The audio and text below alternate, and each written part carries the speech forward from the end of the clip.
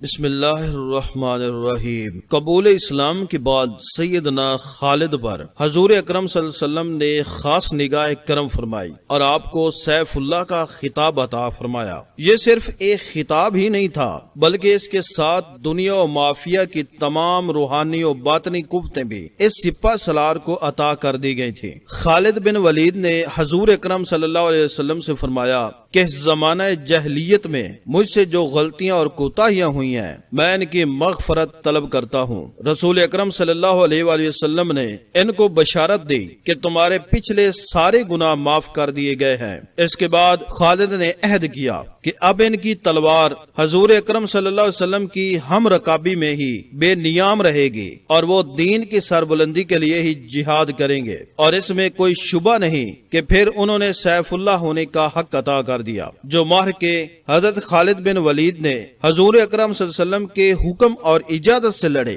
ان میں ایک جنگ موتا بھی تھی۔ جنگ موتا کے بارے میں ایک اہم بات یہ ہے کہ جب حضرت زید بن حارثہ نے اس لشکر کی قیادت کی تو حضور اکرم صلی اللہ علیہ وسلم نے پہلے ہی بشارت دے دی تھی کہ اگر زید شہید ہو جائیں تو جعفر علم سنبھالیں گے، اور اگر جعفر بھی شہید ہو جائیں تو پھر عبداللہ بن رواحہ ان کی جگہ پر پرچم اٹھائے لیں، اور اگر وہ بھی شہید ہو جائے تو پھر مسلمان جس کو چاہیں اپنا امیر منتخب کر لے۔ اور پھر میدان جنگ میں اسی طرح ہوا۔ حضرت زہد اور حضرت جعفر کی شہادت کے بعد بالآخر سیدنا خالد رضی اللہ عنہ نے مسلمان فوج کی قیادت سنبھالی، اور ایک انتہائی مشکل صورتحال میں ہونے کے باوجود فوج کو بحفاظت دشمن کے نرغے سے نکال لائے۔ جنگ موتا میں ہی پہلی مرتبہ سیدنا خالد بن ولید اسلامی لشکر کے سپہ سالار کے طور پر ابھرے۔ فتح مکہ کے موقع پر کہ جب حضور اکرم صلی اللہ علیہ وسلم لشکر لے کر مکہ کی جانب روانہ ہوئے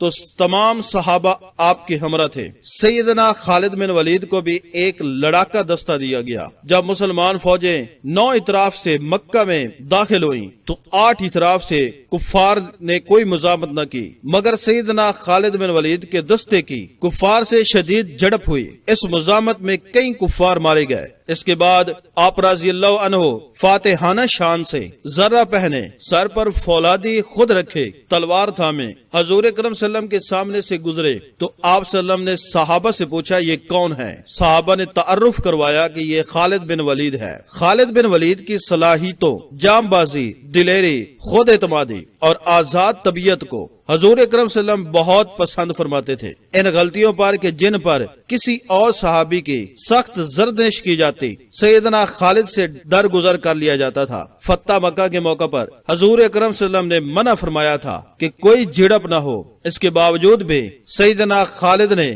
کفار سے جھڑپ کے تو آپ رضی اللہ عنہ سے اس بارے میں سوال کیا گیا۔ انہوں نے فرمایا کہ یا رسول اللہ صلی اللہ علیہ وسلم، انہوں نے ہم پر حملہ کر کے ہمیں لڑنے پر مجبور کیا۔ اس پر حضور اکرم صلی اللہ علیہ وسلم نے بات کو بہت پیار سے ٹال دیا کہ جو ہوا سو ہوا، اور سیدنا خالد کی کوئی مزید سرزنش نہیں کی گئی۔ اس طرح ایک موقع پر جب سیدنا خالد کی تلوار سے کچھ ایسے لوگ قتل ہو گئے کہ جن کے بارے میں شک تھا کہ وہ کافر ہیں یا مسلمان، جب اس کی اطلاع حضور اکرم صلی اللہ علیہ وسلم تک پہنچی تو آپ صلی اللہ علیہ وسلم کو بہت دکھ ہوا، لیکن پھر بھی سیدنا خالد بن ولید کو کچھ نہ کہا، اور جو لوگ قتل ہوئے تھے ان کے ورثاء کو اس کی دیت یعنی خون بہا بھجوا دیا گیا۔ خالد بن ولید کے ساتھ معاملات کرتے وقت بہت احتیاط سے برتاؤ کرنا پڑتا تھا۔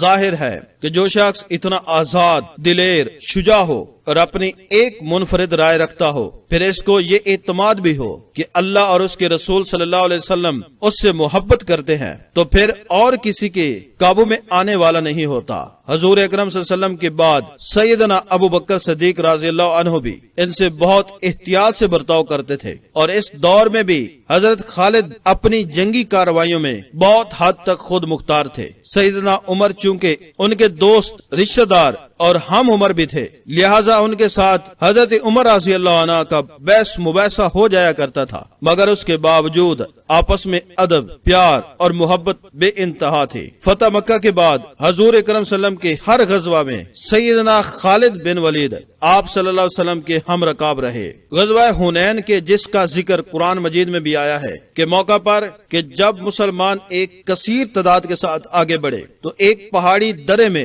دشمن نے پہاڑوں کے پیچھے سے مسلمانوں پر تیروں کی بارش کر دی اور مسلمانوں کو شدید نقصان اٹھانا پڑا۔ ایک موقع پر تو ایسا بھی آیا کہ جب حضور اکرم صلی اللہ علیہ وسلم چند صحابہ کے ساتھ بالکل تنہا رہ گئے تھے، تب انہوں نے مسلمانوں کو پکار کر اپنی طرف بلایا۔ اس کے بعد مسلمانوں نے از سر نو صف بندی کی اور دوبارہ دشمن پر شدید حملہ کیا۔ پھر اللہ تعالیٰ نے مسلمانوں کو فتح عطا فرمائی۔ اس جنگ میں بھی خالد بن ولید بے جگری سے لڑے اور شدید زخمی ہوئے۔ حضور اکرم صلی اللہ علیہ وسلم بہت عرصے تک آپ کی عیادت فرماتے رہے اور آپ کے لیے دعا فرماتے رہے۔ اس کے بعد غزوہ تبوک کی مہم میں بھی سیدنا خالد نے شمولیت اختیار کی۔ اس غزوہ کا ذکر بھی قرآن پاک میں آیا ہے۔ تبوک کی مہم کے دوران ہی حضور اکرم صلی اللہ علیہ وسلم نے ایک چھوٹا سا دستہ تبوک سے یعنی شام کا ایک علاقہ کی طرف روانہ کیا۔ حضرت خالد بن ولید کو اس دستے کے ساتھ بھیجا گیا۔ اس ساری مہم کی قیادت سیدنا خالد کے پاس تھی۔